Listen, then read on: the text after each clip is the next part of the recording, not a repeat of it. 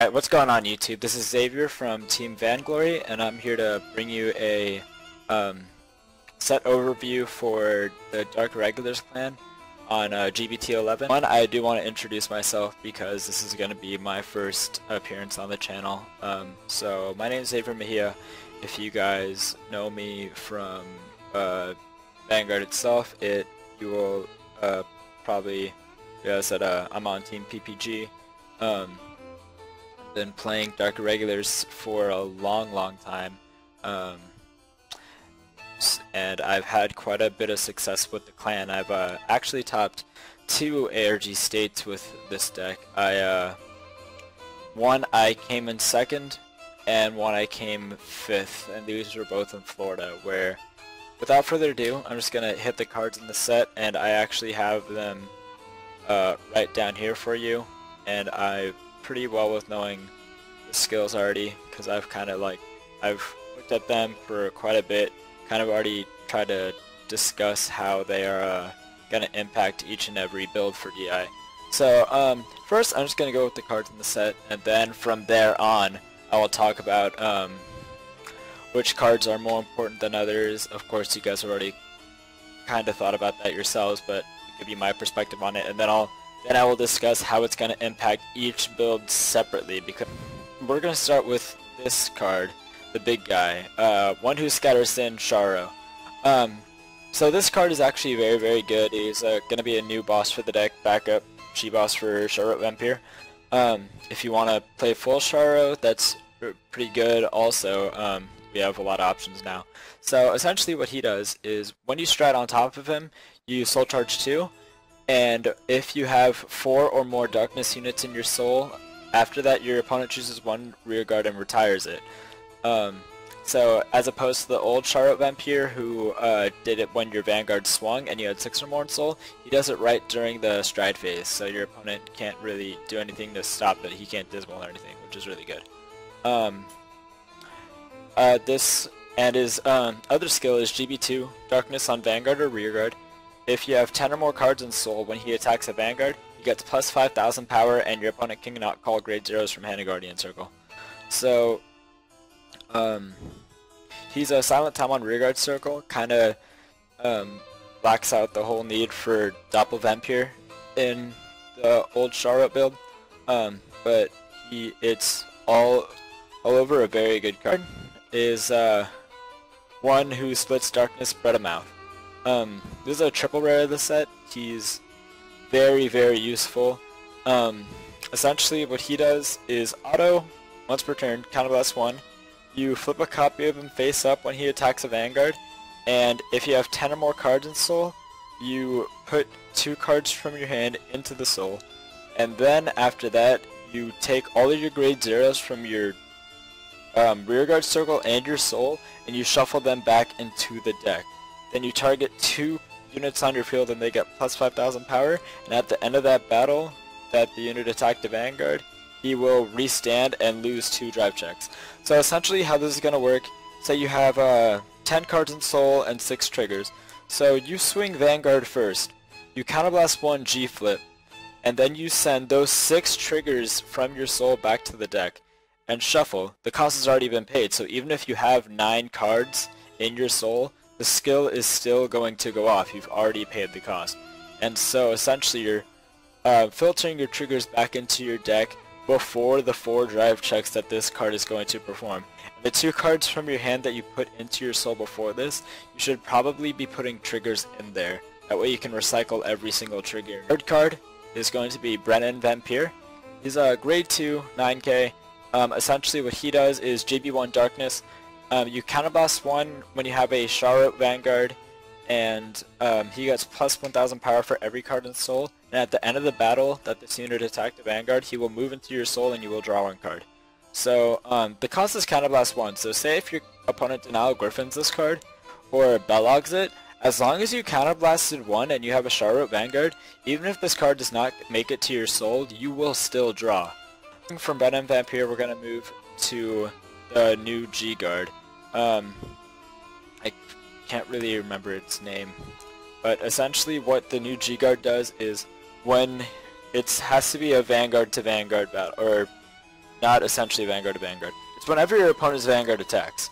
So you Counterblast 1 when it's put on the Guardian Circle, and it will gain 5,000 power. It will gain 5,000 shield if you have 10 or more cards in Soul. And then if you do that, you choose one of your Vanguards and it gets plus 10,000 power. So, essentially this card can definitely be used in all Dark Irregulars decks. I would definitely try it out. It's what does suck about it is that it has to be when your opponent's Vanguard attacks. You can't essentially use it when on their first battle. So if they want to do like some crazy multi-attack stuff like Aqua Force, you're gonna have to wait until their Vanguard to like kind of stop a little bit of their shenanigans. But still, it does help out. So I would definitely play this. This next card is gonna be I believe his name is Regirus. Essentially, what he does. He's not GB at all, but he's an act once per turn.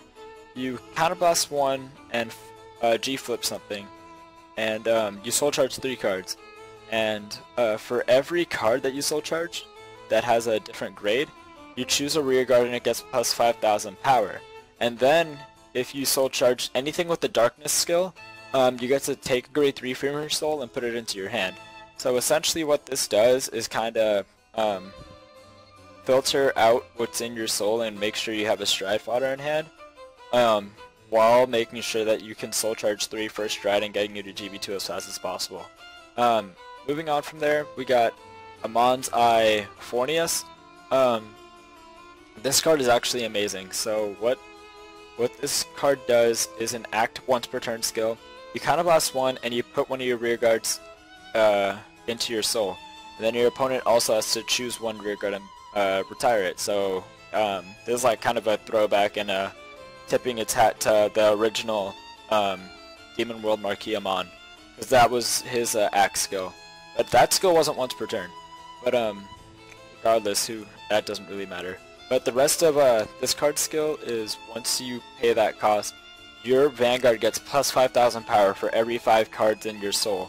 And on top of that, if you have 20 or more cards in your soul, your opponent or you actually choose 2 of your opponent's rear guards and retire them.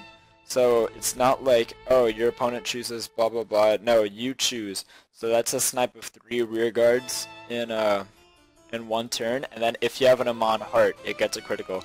So that's kind of the main thing I'd like to highlight here, is that this card is actually not Amon specific. It rewards you a little bit more for it being Amon because it will give you that critical, but you do not need to have an Amon Heart to do anything else on the card. So I ultimately think that this card is actually very good.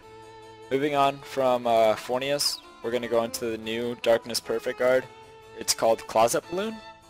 So we already had a Darkness Perfect card in Succubus of Avarice. And this one is actually very, very good. Almost so good that I want to play this instead. But I definitely have to do some playtesting first. So essentially what this card does is, first of all, it has the Perfect Guard skill, obviously. One is put in Guardian Circle, discard 1 card, and choose one of your Vanguards and it can't be hit until end of battle. However, this card has a second ability, and a third. So essentially when you Perfect Guard with this card, if you have another copy of it in your soul, you draw a card. So the cost for Perfect Guard is kind of nullified there, and you kind of get to filter out your hand with something that you really didn't want. So that alone kind of makes it really good. Also, its third skill, not that many people would use it for this, unless they're like really trying to push for game. In Darkness, this card becomes an 8k booster, which doesn't really make any magic numbers, but is better than a 6k booster, essentially. From there, we got the new Amon Grade 3. Essentially what this card is just trying to like get you to that high soul faster, because what it does is when his first skill is Counterblast 1, when your unit stride a unit with Amon in its name, you Counterblast 1 and soul charge the number of cards equivalent to your soul. So so you double your soul when you stride on anything with Amon's in its name, as long as you Counterblast, which is pretty good. So if you have 10, you're automatically at 20 for Fornius, and that just ultimately makes for bigger plays, guarantees the 3 retires on the critical, which is kind of scary for stride if you need to. His other skill though is when you stride onto a card with a mon in its name, you choose 2 of your rear guards with a mon in its name, and they get plus 1000 for every card in soul. Talk about his grade 2. He's called a Big Shaker. You counterblast 1 to soul charge 1, and then if you have 6 or more cards in your soul, you get plus 3000. And then if you have 10 or more cards in soul, it gets another plus 3000 on top of that. So, and then you countercharge 1, your soul, and add it to your hand. Let's take Vampire. Moving on from that, we're going to go into our new stand trigger. Where's that recruit?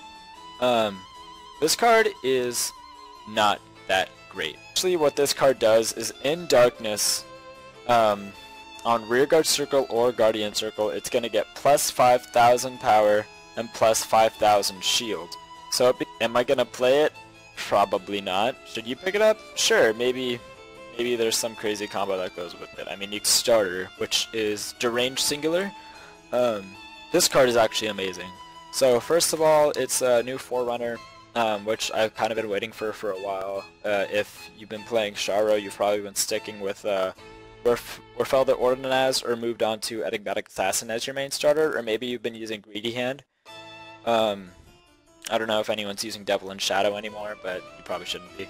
Essentially, what Deranged Singular does is, in Darkness, he is a 7k booster, and also when your G unit strides, you can put him into the soul as well as every other grade 1 or higher rearguard into your soul, and then draw 2 cards. Into one of the most important cards in this set. I'm actually going to do this reverse because one card is way more important than the other.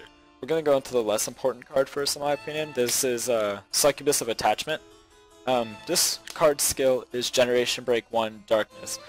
When it's put onto the field, you counterblast 1 to soul charge 1, and then if you have 6 or more cards in soul, you countercharge 1, and then if you have 10 or more cards in soul after that, you draw 2 cards and you discard 1.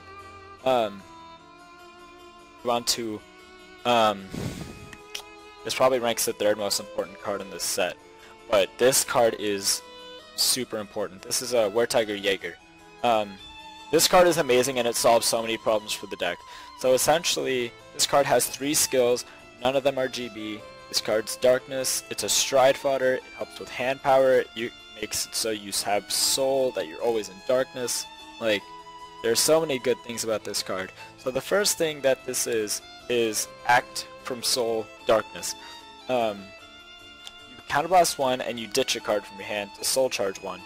And then if you have 6 or more cards in soul, you soul charge another, and then if you have 10 or more cards in soul, you add it from your soul to your hand.